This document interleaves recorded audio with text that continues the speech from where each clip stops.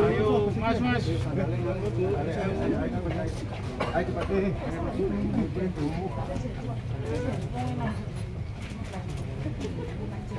Oh ya.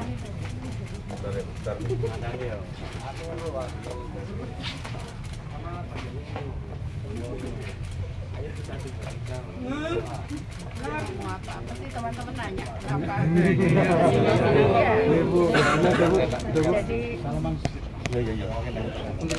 Jadi saya dapat surat dulu sekali, sudah lama sekali dapat surat dari Kiai Soleh Qasim. Tapi beliaunya udah meninggal. Iya, Soleh Qasim, Kiai Soleh Qasim. Beliau nyampaikan ke saya, tolong betulin makam Mbah Bungkul. Saya sampaikan, ya saya nggak bisa, karena waktu saya kepala dinas pertamanan, saya 2 tahun punya anggaran, tapi saya lupa kalau ada anggaran betulin untuk betulin makam Mbah Bungkul. Saya sampaikan nggak bisa. Terus beliaunya kirim surat, ini Pak Fixer lagi saya minta suruh nyari surat itu. Beliau nyampaikan yang bisa betulkan makam Mbah Bungkul itu keturunan Mbah Bungkul. Saya nggak sampaikan siapa ya keturunan Mbah Bungkul. Beliaunya nyampaikan aku, katanya. Bu Risma itu keturunan Mbah Bungkul. Saya kaget, saya nggak percaya. Tapi kemarin saya juga dapat kabar dari salah satu yai di Sidosermo nyampaikan bahwa saya juga salah satu keturunan Mbah Bungkul. Jadi makanya beberapa teman minta saya mana-mana dulu, saya minta ke sini karena beliaunya adalah masih leluhur saya. Begitu ceritanya. Jadi kenapa saya ke Mbah Bungkul. Jadi jangan mikir yang aneh-aneh ya. Ini leluhur saya. Ya, ini leluhur saya, itu sudah ada. Dan saya kemarin juga dapat pesan lewat seseorang bahwa saya diminta ke sini karena Mbah Bungkul itu leluhur saya. Itu yang pertama. Nah, yang kedua, terus terang teman-teman, saya harus nyampaikan bahwa ini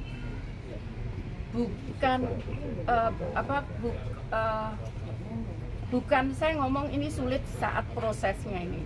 Semua pasti harus ada pengorbanan dan harus ada perjuangan. Ya, itu pun saya lakukan waktu saya jadi wali kota maupun jadi menteri.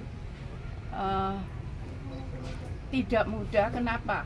Karena yang saya hadapi itu berat. Ke depan insya Allah kalau Allah memberikan amanah itu berat. Karena dari beberapa data yang saya ketahui ini ada beberapa masalah di Jawa Timur gitu. Dan penduduknya cukup besar dan luasnya cukup luas. Itu karena itu kenapa saya sebetulnya kenapa saya tidak berani meminta. Maka bahkan itu sampai malam itu Kak, saya belum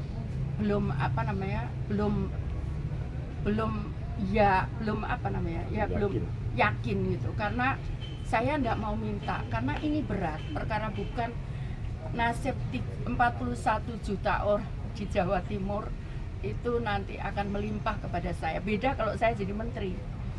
Kalau saya jadi menteri ada Bapak Presiden. Nah, ada menteri yang lain yang menyelesaikan itu. Tapi begitu saya jadi wali kota kemarin, makanya saya jungkir balik itu karena saya tahu bahwa saat saya disumpah itu ada Quran di atas pundak saya. Itu artinya saya bukan hanya bertanggung jawab kepada 41 juta penduduk Jawa Timur, tapi saya bertanggung jawab juga kepada Allah SWT.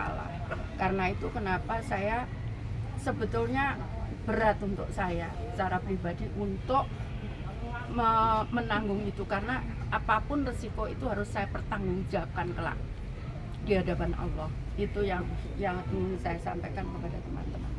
Jadi pertanggungjawabannya cukup besar, bukan hanya jumlah penduduknya yang besar, tapi juga luas tempatnya. Meskipun saya sudah biasa Aceh, Papua, tapi saya tidak ada bebanan bahwa apa saya kerjakan itu. Tapi kalau sekarang ini benar-benar seseorang ini yang ada di Jawa Timur itu menjadi tanggung jawab saya. Begitu. Yang membuat yakin apa akhirnya, Bu? Saya serahkan kepada Allah. Tidak ada proses karena semua milik Allah. Bu, soal pilihan pasangan tuh, misalkan Bu. Aku ya nggak tahu itu gimana ceritanya ya. Pokoknya gini enggak. Pokoknya tiba-tiba ya wes ibu iya gitu ya itu. Saya secara personal belum kenal betul dengan Gusan. Jadi saya cuman ibu meyakini saat itu Bu Mega yakin Mbak Risma pasti punya pasangan nanti gitu aja. Meskipun saya bingung saat itu karena saya disuruh milih, saya nggak mau gitu. Ini ngusulkan ini enggak. Beliaunya ngusulkan ini, saya pasrah. Itu ceritanya. Ya. Bu, masih jadi mensos berarti Bu? Apa mundur Bu? Mundur, saya akan besok saya insya Allah kalau bisa minta waktu Pak Presiden untuk mengundurkan diri. Nah tapi emang di aturan tidak diatur, tapi saya akan mengundurkan diri dan itu kewenangan beliaunya. Saya diberikan mundur atau tidak, tapi saya besok akan ngadep beliaunya karena dulu saya jadi menteri juga dipanggil, saya juga akan menghadap beliaunya untuk menyerahkan pengunduran diri saya. Bu, jargonnya kan resik Jatim Bu, apa yang akan dioptimalkan di Jawa Timur Bu? Ya, tadi sudah saya katakan bahwa nggak bisa ini kalau itu saya harus merubah semuanya struktur dan sebagainya. Kenapa? Karena uangnya nggak besar di Jawa Timur, uangnya nggak besar tapi tanggung jawabnya besar.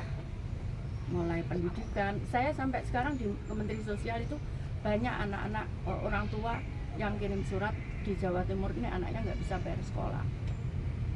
Nah kemudian ada juga masalah infrastruktur. Beberapa wilayah banjir, teman-teman nggak pernah tahu mungkin nggak itu kerasa sekarang kalau kebanjiran, tapi di Gresik sana begitu banjir semua habis.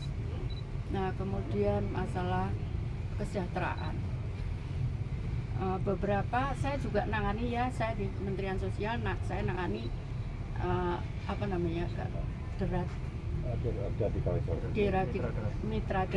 deradikalisasi. Kemudian saya nangani PPO, perdagangan orang. Saya juga nangani PMI ilegal, PMI pekerja migran ilegal. Nah itu juga banyak yang dari Jawa Timur. Nah karena itu kemudian kenapa saya dan masalah kesehatan. Kesehatan ini yang agak berat karena saya mendengar dari Prof itu bahwa kebutaan tertinggi, angkanya cukup tinggi. Kemudian kusta juga tinggi, kemudian TBC, kemudian saya dengar yang terakhir polio, seperti itu ya. Jadi berat, saya katakan memang berat, tapi saya kalau diberikan amanah ya saya harus kerjakan karena saya harus bertanggung jawab nanti di kehidupan saya selanjutnya setelah saya mati. Oke. Begitu. Ya, cukup. Cukup ya.